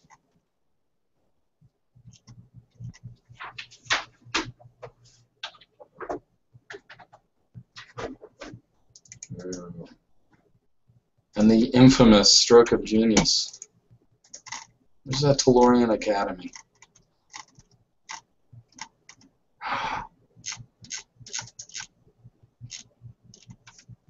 Oh, I got 2 pages. There we go. Ta-da!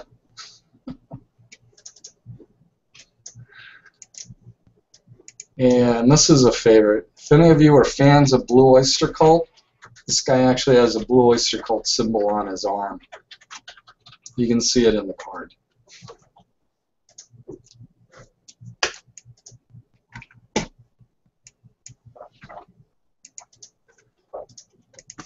All right. So that's where we're at for Obsidian Armor. It's going to be pretty cool. Kind of spiky and intimidating, and in multiple shades of black with, I think, a little silver and red, if I remember the description right. Yep. But that'll be coming in the months to come. And of course, I will post it in Dev Plus first.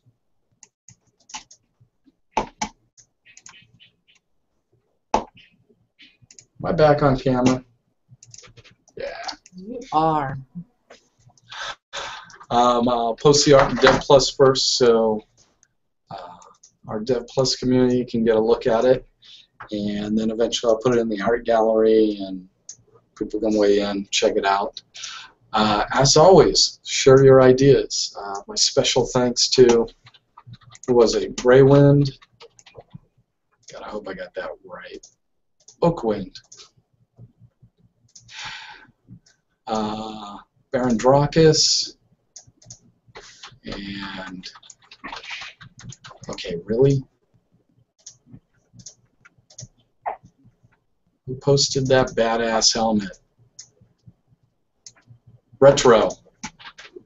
Thank you very much. And everyone who weighs in on the forums and shares your opinions. It is greatly appreciated. And some of your feedback is also entertaining. Are we going to do it again this week? We might be doing a little more fun this week with some of our favorite posts. Oh, I'm excited. I want to do one this time. I've got mine picked out. It's not going to be this week, but it'll be soon. Okay, it'll be soon.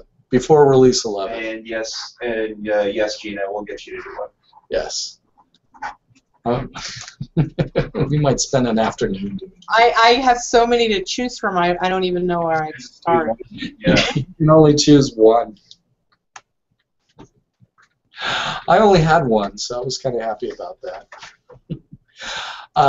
Community, as always, thanks for being here with us. Thank you for supporting Shroud of the Avatar. We're about 1.5 years into creating what is going to be a landmark MMORPG selective cooperative.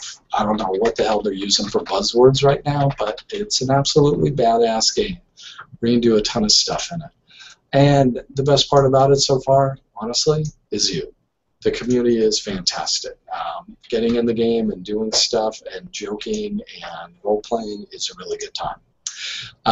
Stephen Daniele, concept art lead for Shroud of the Avatar, saying thank you, and we'll see you next month here with... Where do you go? Where? Lum the Mad. And our beautiful hostess, Gina Fire Lotus, whatever your last name is. Dion. Yeah. So you can just call me I'm Lum. bad with names. They fall out of my head. Don't hate me. I could never hate you. You've got that cool buzz cut going. Yeah. I honestly I couldn't get into the guy to cut my hair, so just asked Victoria to shave my head. Save myself some money. I'm like, it'll grow out. And I really like not showering for 2 or 3 days. Lum doesn't, but Doesn't like it when you don't shower, or he doesn't like it when he doesn't shower? Both. I just brush my teeth and come to work, drink coffee, spray on more cologne. You can always tell day 3 because I'm like really, Yeah, I'm I like, smell European. All right, bye community. Thanks for being here. See you next month. And please see me in the forums. I'm actually starting to spend a little more time in there. Thanks for joining us, and we'll see you next month for another Pen of the Avatar. Take care, everyone.